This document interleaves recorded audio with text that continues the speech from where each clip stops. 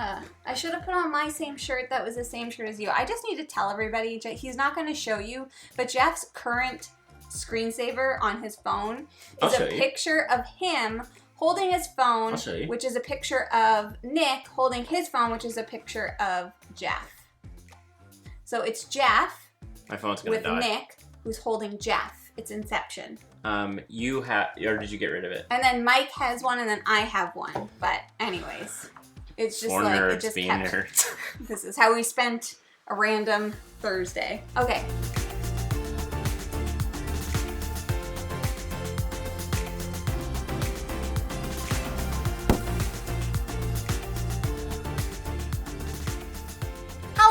Welcome back to Foster the Meeple, a channel all about board games and board gamey things and MunchPak snacks. Yahoo! So MunchPak is here, which means that it is time for another monthly wrap up. Give me that soda. I will in a second. Now, there's a few things to say. Number one, thank you so much to MunchPak for sponsoring this video. For anybody that doesn't know, MunchPak is a monthly subscription where you can get snacks delivered from around the world. There are 3 different size boxes. You can get like a small, a medium, and a family. This is the family pack, which comes with 10 snacks, and we also got the soda add-on. Just wait.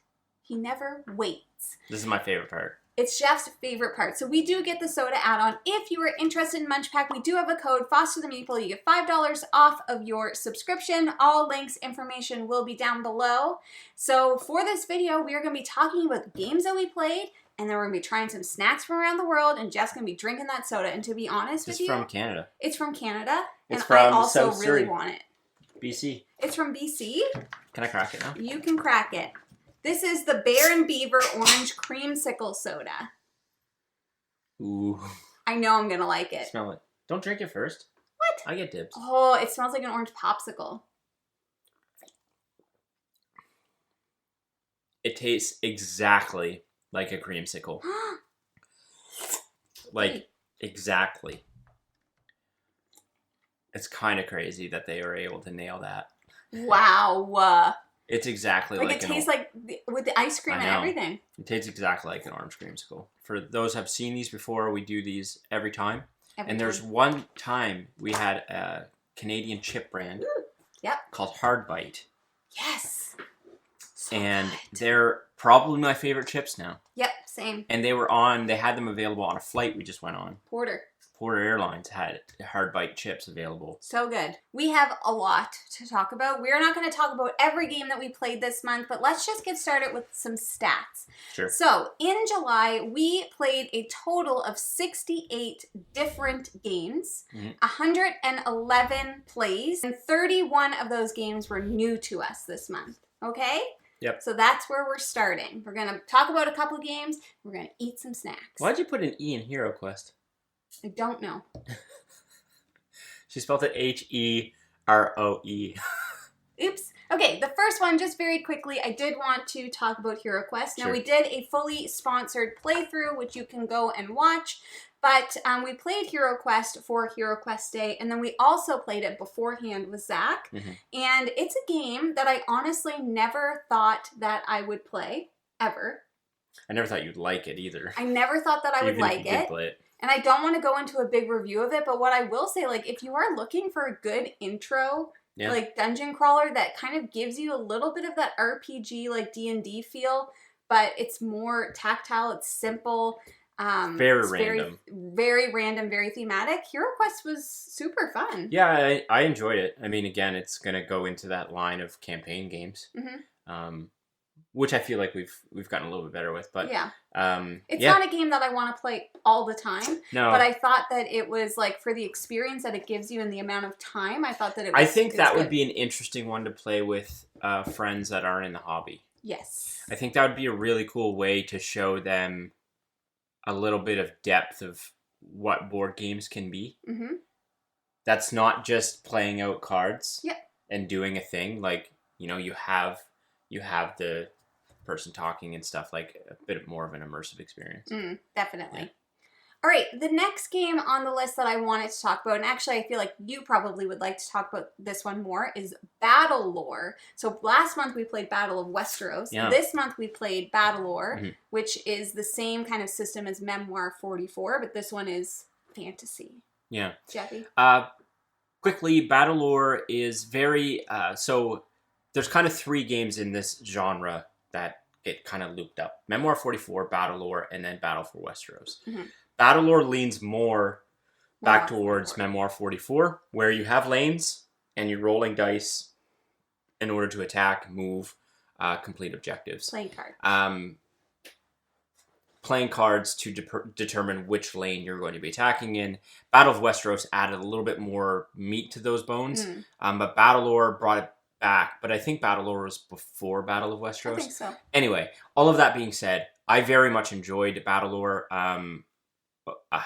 It's really tough for me to determine whether I like Memoir 44 or Battlelore more, because I just played way more Memoir 44. I could rank them. Yeah, go ahead. Memoir 44 at the top, Battlelore, then Battle of Westeros. That surprised me a little bit. Really? Yeah, because I found Battle of Westeros was... No, I agree. Battle of Westeros is on the bottom for me, too. I thought you would have Battlelore above Memoir 44. Anyway, if you like Memoir 44... and you can find a copy of Battlelore, because I don't think it's very readily available right now. It's worth checking into. It's basically just fantasy-themed Memoir 44, and one I'm excited to return to. Cool. The next game on the list that we played that I bought Jeff as a Christmas present, and we finally got it to the table. It's an older game. It's called Tortuga 2199. This is a game that is about space pirates. What could go wrong? Well, not to be a negative Nancy, but I just wanted more from this game. It was fine. It was totally fine. So basically, like, you've got a bit of, like, a system of planets. Is that what it is? Is it planets or is it ships? It's sectors of a... Sectors of a planet. Ship. No. Of a planet. And you each have your own ship, and you're kind of moving around this board trying to gain control. So it is an area control game. And this is why I think it fell a little bit flat for me personally, because most times a 2-player area control game, it's not always going to hit. And I found that this could be good for somebody that is just getting into the hobby. Yeah. For us, I found that it just wasn't quite there. I think there was a couple little things working against it. One, I think it was a pretty simplistic move and do a thing type of game, but there was just a lot of... So like minor deck building. Yeah, there was just a lot of like... There's too much nuance for, I think, what the game was trying to be. Yeah. Like, which is verbiage and like things that happen when you move and what have you. And it just kind of fell in that like... I feel like it would have been better if they just kept it simplistic. Yeah. A lot of mechanics. I don't remember, like there was deck building, there was area control, there was like objectives, there was fighting, a bunch of different stuff going on. Yeah, and in a 2-player game, again, like we were able to kind of avoid each other, which we just went in opposite directions. Because again, that's not the game's fault. No. That was just our player count. I would be interested to see how it plays at a higher player count, but I don't think I'll be rushing to No, again, like I feel like someone would like this if they've like just played like Dominion or even like Clank or something. Like they've just started playing Clank or they've played some Dominion and want to like keep doing the engine building stuff, but want a little bit more a little bit more to it. I feel like Tortuga would fit right in there. But yeah, it just kind of fell a little bit flat for us. Yeah. Snack, Dwight? Sure. Let's have something salty. All right, there's truffle chips from Spain. Yep. We want those. Yeah. That sounds delicious. Torres black truffle chips. These are from Spain. It says premium potato chips with hearty crunch and intense flavor. Aren't truffles really expensive? Yeah. In why you putting them on chips? There's like 10 chips in there. I mean, to be fair, that's like chips in general now, though. Are they earthy? Yeah. Very intense flavor. Do you like it? The aftertaste is good. So, that's what I was going to say. you're hit with a really, really, really intense flavor at the very beginning. Yeah. And then it fades off and tastes exactly like a normal plain potato chip. It says, enjoy notes of black pepper and the nutty, sweet, and savory flavor of a truffle. I mean, to be fair, I don't really like truffle. Okay, the next game that I wanted to talk about just very quickly is Meenakshi Temple. And we did do a paid preview video on this, which you can go and watch. That video is paid, so take our opinions with a grain of salt if that is what you choose to do. But I did just want to mention it is still live on Kickstarter for anybody that's interested.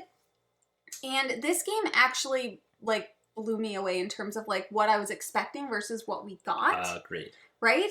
Sometimes you just never know because so many games come out every year and you're like, oh, okay, well, like, here's another game. But this one really gave us the vibes. It was like a mixture of Minara and King Domino. Mm-hmm. So in terms of how you choose your actions, it's very King Domino-esque. Like, I go here, so you can't go here, and you go here, and this is how we determine player order. And then there's a bunch of different spots on the board that you can go to, and then you're, like, physically building like a 3D tower out of like little statues and cards, and there's like placement rules. It's so colorful. It was fun. I really, really, really liked this game. I did too. And I like, obviously in the preview video, we can't say that we like it or we don't like it. So I just But we can't hear because this isn't paid. So I just wanted to say that I really like that game. I had no expectations for this game. I think it might even be one of their like first games if I'm not mistaken. But anyway. It's always great when it's like that's the way as opposed to the opposite. Like there's so much hype around, and I mean, don't get us wrong, we influence board games and you know, that sort of thing. So we're part of that hype train. No expectations, and you go and it's like really great game, and you're like, yep. Perfect. The next one I wanted to just touch on, we finished our campaign of the Adventures of Robin Hood. So we already did a review of this on a snapshot, but I guess I just wanted to say we've completed it now. And did your love wane at all?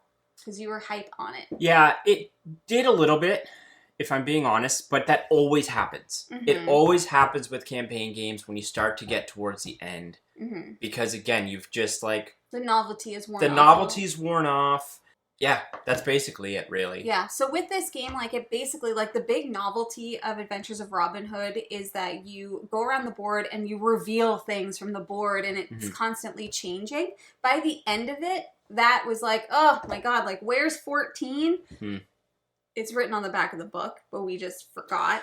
It showed us where things were. But I also found, and I don't know if you found this, we only played it at 2, obviously. I found like I was doing everything and you were just kind of left to do nothing. Yeah, that definitely was part of the issue later on in the game. Yeah. It wasn't an issue at the beginning, but it definitely became an issue later in the game. Just with luck of the bag pulls and like some of the other things that happened in game. It just became like, especially in our final scenario, and I don't want to spoil anything. I had a character that was much faster than yours. But yeah, Jamie played as Will Scarlet.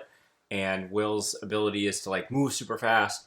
And so movement in the game is actually super beneficial because you are working against a timer. So a lot of it was like, all right, Jamie, like you got to get there and do the thing because you're going to get there way faster than me and yada yada. But again, like when I say like it waned, like I really enjoyed it, and then I still really enjoyed it, just a little bit less. Yeah. I think it would be a great experience for people that aren't wanting those big, robust campaign games. And it doesn't overstay its welcome. And it doesn't overstay its welcome. There is an expansion, too, I think, that's either going to be at Gen Con or is maybe already out. I'm not sure, but yeah. Then we went to go visit our friends Billy and Michelle from Second Star to Left, so go check them out. And we played a couple games while we were there, obviously. One of them that we played was Shake That City, which is a game... I gotta get rid of those. What? There's like 8 sacks of spider eggs. Where? On the door. Look near the hinges. That's a lot of spider eggs. Boy. Our house there's spiders everywhere. They don't bother us. It's been a big year for spiders. Big year for spiders, man. Who saw it coming? Look at us. Look at them, man. Not me. Yeah. Anyways, we played Shake That City, which is from AEG. It's a game that we've been wanting to play for a while. Yeah, people have been talking about this game a lot. And it has like a very like gimmicky component where like you put these cubes in this thing, you shake it up, and then you press it, and then the cubes show up on the board, and then you're like essentially building out a city based on like colors of cubes, and if I choose one, if I'm the active player, then nobody else can choose that color, yada yada yada. I thought it was pretty good, but I think playing it made me realize that I don't need to own it. No, I also prefer Tiny Towns. I prefer Tiny Towns too. Yeah, I really liked it. It was more puzzly than I thought, but just knowing that I have Tiny Towns and then that, I was like, I'll just play Tiny Towns. Yeah, if you're not like honestly, like again, it's a good game. It's very good. Yeah. But if you're not into the novelty of that like shaker thing, I am perfectly happy to play it if anybody asks me to play it, but just knowing, I measure everything now of whether or not do I need to own that game, knowing how many games that we own, and I'm like, no, I kind of already have something that fills that gap. Yeah, it was a fun experience. Again, as Jamie mentioned, if anyone ever wanted to play this, I'd be like, yep, let's do it. I know you probably want to try these. You don't have to always pick the ones I want to try. Paprika chips. Paprika. There's a lot of air in that bag. There's a lot of air in this bag. Okay, these are Fashion Foods paprika chips from Thailand. Crisp crackers packed with sweet and savory paprika flavor. Poof. Oh, interesting. It did say cracker.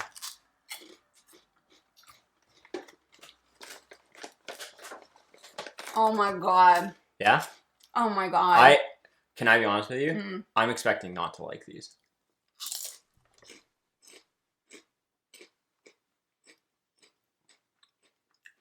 What? They're like sweet chili chips, which is my favorite flavor. It's kind of like barbecue sweet chili. I'll tell you why. Those kind of corn chippies are not my cup of tea. They're very poofy. Next one is another game that we played at Billy and Michelle's, and that was called Mystic Paths. And we actually played this twice because we liked it so much. We played it 3 times? Did we? I think so. Anyways, this game is a game that I hadn't heard anything about. I know you had heard it because I think Matthew Jude likes it. Yeah, I had heard Matthew Jude mention this, as well as Nick and Mike. Oh, okay. But we were talking about that. We were talking about it with them, I believe. Okay. I could be making that up, but I know I heard Matthew talk about it, and I'm pretty sure we chatted with Nick and Mike about it before we got a chance to play it. So it's kind of like a party-esque word connection type of game where like you're starting on one end of the board, you're all starting on different spots, and then there's these like circles that have words on them, and you are trying to get people to guess the path that you're going of words. And you can give them clues with cards that are in your hand that might have nothing to do with the thing. The words on the board are everything from like air-conditioned sneakers, Count Chocula, I don't even know. There was like it's a bunch of shenanigans, vampires, like a bunch of different stuff. Yeah. And it was so much fun. Yeah, I've never played anything quite like this. No. The production is insane too, like for what's basically a word It's a game. word It's game, got like little miniatures, like which is probably a bit too much for it. But like this is one I would add to the collection. Yes, definitely, because it's so unique. It is and very different, unique and very welcoming. Like you could play this with anyone. Yeah, I really liked that game, and those are not normally my types of games. No, they are not. Okay, and then just quickly, we also played this card game called Hens. Oh yeah, I don't know why I like that game so much. This game. Yeah, it was good. You just have like you're building on a grid of hens, but then there's like placement rules. So there's different types of hens, and each hen has a different number, and you need to place a hen next to a hen that's already been out, and it's got to either have the same type or the same number, and you're trying to like get the biggest group of a certain however many hens. Silly card game. It's a silly card game, but I freaking loved it, and that is a game I would add to the collection. Yeah, that was a very good one. Yep. And one that I know Jeff will probably want to talk about is the Grand Carnival, which we also played there. That is another one I would love to add to our collection, and I will mention quickly before I talk about it, I do believe they're doing another campaign, so it'll be a reprint plus expansion. So if you're interested, check it out. It's called Grand Carnival. I cannot remember the publisher off the top of my head. In Grand Carnival, you are building out a carnival, and in order to do that, you are basically placing out foundation tiles and then attractions on top of those, paths. on top of those foundation tiles, and you're also going to be building out paths. And the objective is basically to get people to walk through your carnival, to pass by these attractions, to use their tickets on them, and then walk out of the big top. So it's a polyomino puzzle with a path route builder attached to it, and there's some other nuance in the game, but that's basically the premise. It's what I always wanted from like games like Baron Park, 10 Penny Parks. This one finally made me feel like, yeah, okay, this is what I wanted. Yeah. Then we played an Oink game called Order Overload Cafe, which some people that I know have played and they said they didn't like it at all, and this is why I didn't buy it. However, I thought this game was super fun. It's just a memory game, but it is very difficult. And so basically, there's different order cards, and it might be like hot coffee, hot tea, iced coffee, cappuccino, ham and cheese sandwich. And then everybody gets a mixture of those cards, and somebody has to yell out one of the words that they're like hot coffee, and then you play down the cards. So you have to remember what the order is. All of them. All of them. And then every round you get more and more and more and more cards, and it becomes harder and harder and harder to do. Yep. This is a game I would definitely want to get because I think it's novel, and like I think people who aren't gamers would love to play this game. I agree. Wasn't my cup of tea. Jeff doesn't really because love I have a really bad memory. Memory games are really going to struggle to hit with me. Then we played Disney Animated, which is a new game from Funko Games that you are playing as like a Disney artist, basically, one of the Imagineers, and you're like building out a story and trying to defeat the bad guys, and you're like building a picture and you're taking different actions. I loved it. I have to have it. It was very cute. If you are a huge Disney fan like me, for me, it would be a must buy. I very much enjoyed it. The only thing I'll say is I hope they come out with more of the characters and stuff. Jeff played the Aladdin one. Duh. I played 101 Dalmatians, and Michelle played Alice in Wonderland. And then there was also Fantasia in the box, and I think one other. I think there were 5. I'm assuming there will be more characters, but Snow White. It was an interesting little... There was a lot more game here than I thought there would be. Yes. Because most Disney games are very simplistic and meant for kids, and this one is too. It exceeded my expectations. But it definitely has some really strategic choices in it. And it has a similar mechanism to like Arc Nova, where it's like varying degrees of strength depending on the action where it is in the queue.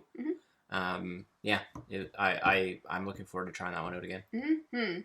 We played Monsdrawsity, which is another drawing party game that I thought was so much fun and just pure chaos. So basically in this game, the active player is looking at a picture of a monster. They get however many seconds to do that. And then they have to describe to the group what this monster looked like. Everybody has to draw what that description is. Then the active player has to choose who has the closest one, and then you reveal. It's total silliness. Question for Super fun. Monsdrawsity or Doodle Dash? Doodle Dash. Same. Yeah. But Monsdrawsity is super fun, though. I think, like, it's just another one of those party games that anybody can play because you don't really need to be a good drawer to do it. It certainly helps, though. This is from Taiwan. It's V. Wong Little Prince Noodle Original. I always get so... It sounds like it's just shredded in there. So it's almost... I feel like this is I'm having a hard time getting the taste of the truffle chips out of my mouth. This is Dry Mr. Noodles. Which, did you used to eat Dry Mr. Noodles? No, I know you used to, but... That's all it is. Delicious. Yep. Dry Noodles. It is literally Mr. Noodles. You guys probably... Only Canadians, I think, have Mr. Noodles. Oh. But, like, instant ramen. Instant ramen. Yeah. Next up, we played First Rat. You love this one, so you want to talk about it? Yeah, First Rat is a game where basically you are trying to be the first rat to build a spaceship out of a bunch of junk. Freaking go to the moon. And you want to go to the moon. So you're doing that by going along this track. It's a point A to point B track. It's going to be really hard to describe this game because Like picking up resources. It's very mechanically straightforward and seems like there's not a lot going on, but there's like multiple tracks you can move up depending on where you go. There's like market abilities you can go to. Mm-hmm. You can unlock new rats to get more resources. But ultimately, fundamentally, what you're trying to do is move up this track, stop at spaces in order to collect resources to build stuff. Spaceship. So you want to build, the rocket boosters of your spaceship. You want to build the hull. You want to do all of these things in order to eventually get to the moon. And it's a bit of a race. And it's a rat race. It's this kind of dichotomy between like, do I want to go really quickly up this track and beat everyone else because there is bonuses to being the first up through the track, but it's maybe not lucrative because you're not going and spending some time getting some resources in order to build some stuff to get more victory points. This thing is oozing with rat theme. Rat theme, yeah. It's actually really awesome what they were able to do. I do think this would be a really, really good intro plus game. I think it fits in that lightweight category really, really well. Very much enjoyed it. Very fun. Then we also, in that same night, we played the Guild of Merchants Cove from AEG, which we have heard literally nothing but good things about. Like, everyone loves this game. Yeah. We played it, and it was so far from any other AEG game that we've played, I feel. And basically, this is... There's objectives, there's area control, there's route like building, path build. What? Like a flip and right? I thought you said flick, and I was like, I didn't flick anything in this game. Kind of, yeah, a little bit. But there's just a lot going on, and ultimately what you're trying to do is just collect as much coinage as you possibly can, get as many points as you can, and it plays solitaire puzzle. Yeah, and it very much so a solitaire puzzle, and it does play over 3 eras, essentially, and there's multiple rounds within each era. But it is so much fun. Like, it's so different. Do you know what it felt for me was like a less combo-y, less complex Hadrian's Wall? Yeah, kind of. To explain what I mean, instead of circling in bubbles, you're basically putting pieces out. Yeah. But it's very similar to a feel of rolling, right? Yeah, and there's no downtime. So a card gets flipped, everybody does a thing. And chooses their own path. Super fun. Loved it. We played just a simple card game called Good Puppers, and it was just so cute. It was a set collection with cute, adorable dogs, and that's all that it needed to be, and I was very happy with it. Yep. We played our very fancy version of Castles of Burgundy. It's the first time we played Castles of Burgundy in person in a very long time. We didn't buy Castles of Burgundy forever because we knew this one was coming, so it finally arrived, which allowed us to play Castles of Burgundy in person, and I'm going to here again state, Castles of Burgundy 2 players, one of the best 2-player games you can get. It is. And no, we didn't get everything. No. We didn't get like the, and I'm glad the we sheep didn't. and the whatever, but we did get like the castles. Yeah, I'm glad that we didn't because I don't think it's necessary, but the production is beautiful. The game is just and it has a bunch of different variants in it too. Like there's like a vineyard wine variant. Yep. It's got a bunch of stuff in it. We just played it. Yeah. Basic. Yeah. Yummy Gummy Sour Grape Belts from Turkey. This would be good as a popsicle, man. You can get it as a popsicle. You just have to buy creamsicles. I know I'm not going to like that. Really? It's sour. You don't have to have it if you don't want to.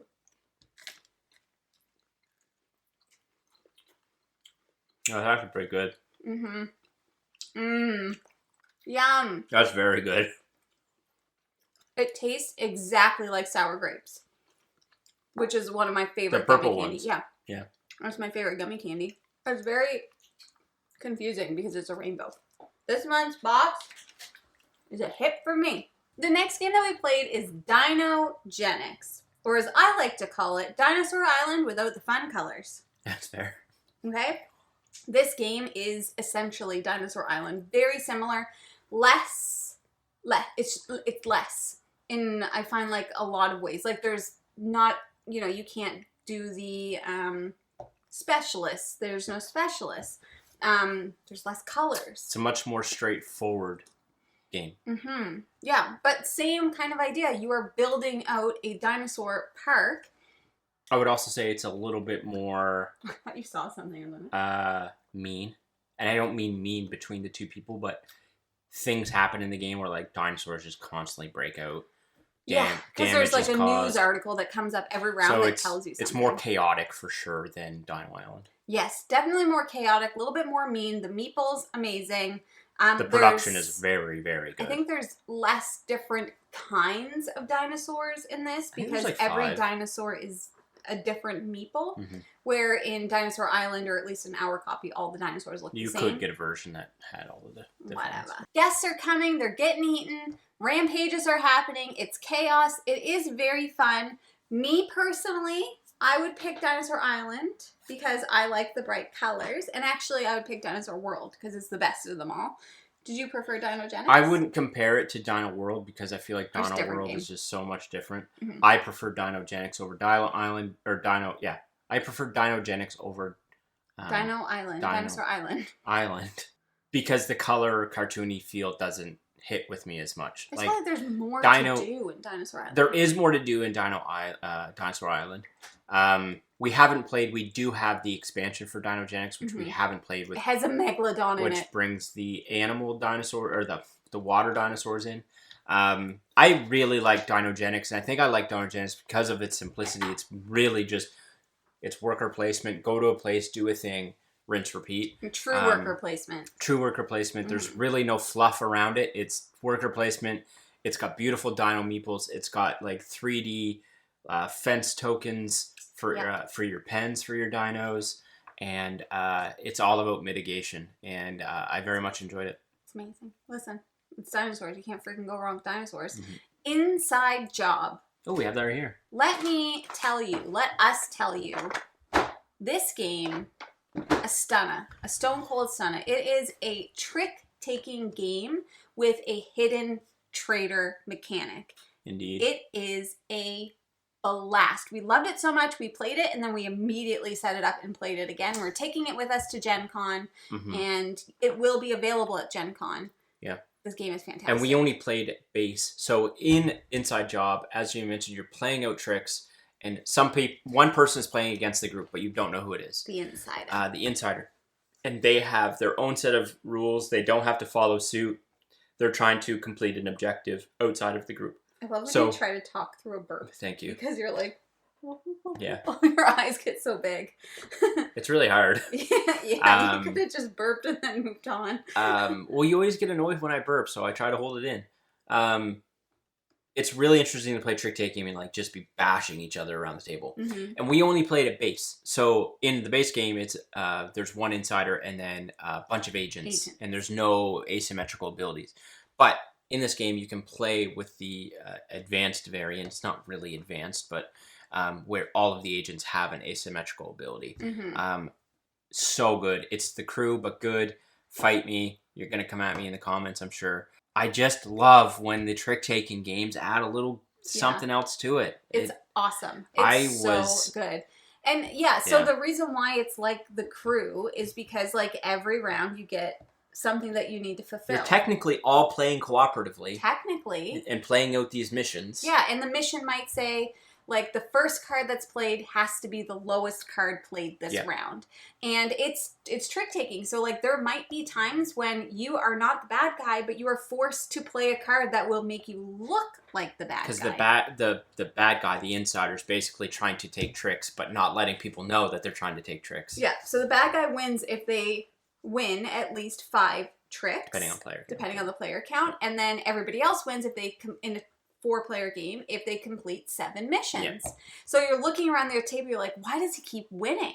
Why does he keep winning? Everybody thought it was me. They're like, Jamie has so many suitcases. She keeps winning. And I'm like, it's just the cards that I have. I can't control the fact that I have no more pink. I think this is going to get talked about a lot. It should. It deserves it. It's super, super fun. Heard it here first. You heard it here first. One more snack, one more game. Let's do it. Yeah, it came with Smarties, and it says they're from the UK. They're Canadian, too. We have Smarties like that. Yeah, we have Smarties. Okay, we are going to try these. Strawberry, lemon, something. I feel like you're going to yank that, and it's going to go everywhere. Ooh. Oh, you're giving me this one? Yeah. What is it? Crunchy strawberry taffy. These are from Pakistan. How do we feel?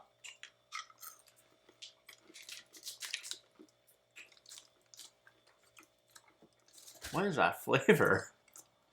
It gets so weird. Do you know what I mean? I think that's the lemon. I don't like it. Do you like it? No, it's getting better. Well, I don't know what it is. These snacks always have like goo in them. This isn't it is a disgusting face. It's just weird. I think it just got a lot better. Now I taste the strawberry. Me too. What a wild ride that one was. It was a wild ride. Speaking of wild rides, the last game we have to talk about is Snowtails. Many of you know that we ourselves own a little husky butt. She's passed out in the room next to us. Yeah. Juno. So we love huskies, and this game, Snowtails, is about dog sled racing. It's a racing game with dog sleds that are pulled by none other than husky butts. This game is very simple. Simple to look at, simple to learn. It melts your brain. A little bit. Okay, so basically in this game, you have like 2 huskies that are pulling your sled. And you have to lay out cards that have numbers on them that are going to show you what your movement will be. You combine them, and then you're going to like have a break number that subtracts. But if one of your huskies has a higher number, that means they're stronger. So your sled is going to veer in that direction. Drift. They're going to drift. But guess what? Sometimes if you drift into an edge or an obstacle or another sled, you're going to have to take dents. And those just clump up your hands. You don't want dents. There's also a mechanic in this that is very, very similar to Heat. There's certain legs of the race or parts of the race where if you go through with a higher speed than what is written on it, then you're going to take another dent. Once again, filling up your hand with garbage. You're going to take the however much you're over in dents. And if you get 5 dents, your sled is... explodes. Gone. It's gone. You're out of the race. You're done. You're toasted. Anyways, this game is seemingly very simple. But I don't know why we had the hardest time being like, which way is my sled supposed to veer? It's tough. There's a lot of math. This is a mathy game, for sure. It's simple math, but there's math. And it is difficult to like, because depending on which way you are on the track, you have to like kind of orient. I think it would have been beneficial to flip. Yeah.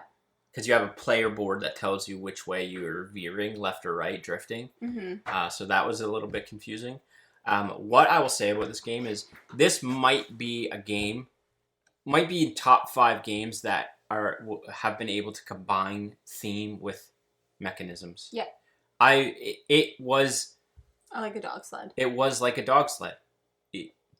They baked those things in together incredibly well. I've never played anything like this. No. And Heat is the closest. And I won. Yeah, I'm terrible. Very, very, very fast. You're not though. I was just really. I'm just bad at math. We didn't even play with the obstacles. We didn't even. Play we played on a track that had no obstacles, and we were like, "Whoa!" We kept going like, "Oh, nope, can't do that." What about nope, can't do that. So most of the tracks will have like really cute little like tree meeples that you put out on the track, and if you run into them, you take a dent, and all of these things. So it's really like mitigating damage and going slow. Like I think the idea is to go slow at certain points. Yeah. Because if your dogs are balanced, if you have like a 2 on the left and 2 on the right, they will go straight, and you'll be balanced, and you'll get a bit of a bonus. Yeah.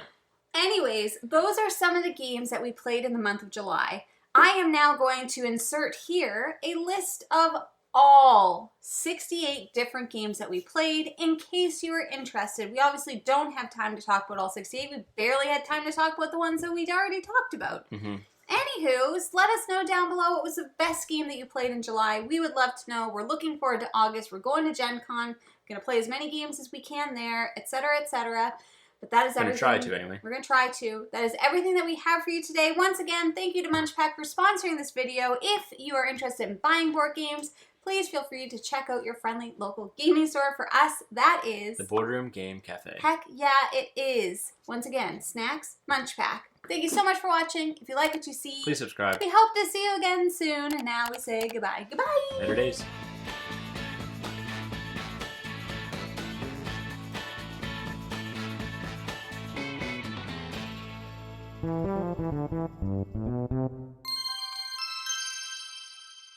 Yeah. Whoop. No. Do you know what I mean, though? That's way more your thing. Those those corn chippy type poofy things. I'm into this. I feel like I have a lot to do tonight, so I'm just going to Red Bull it up. Red Bull it up, Jeff. Probably going to pack tonight, honestly.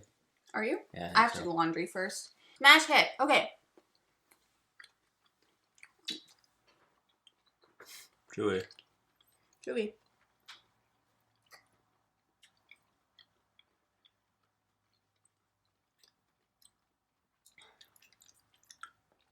Okay. I'm almost there. That's what she said. Come on, Husky Butt. Juno knows She knows. every time the video's over. You want to come here and show everybody how cute you are? Here. You want a snack? You have like a little chip I can give her? Probably not, eh? No, nothing that doesn't have onion in it. Here. Come on. Come see Come people. say hi. Here, you want a treat? Here. You want a treat? There's no English on this, so I don't know. She doesn't want to see you all. And this? Mmm. What? Tricked her. Wow. Yay! A husky butt. Look at her floofers coming out. She just tooted. Hey. Get a husky, they Can you said. see everyone? She would be a great dog sled dog. Yes, she would. She's very fast and she's very strong. Good eye boogies. You got eye bugs? You want to say hi?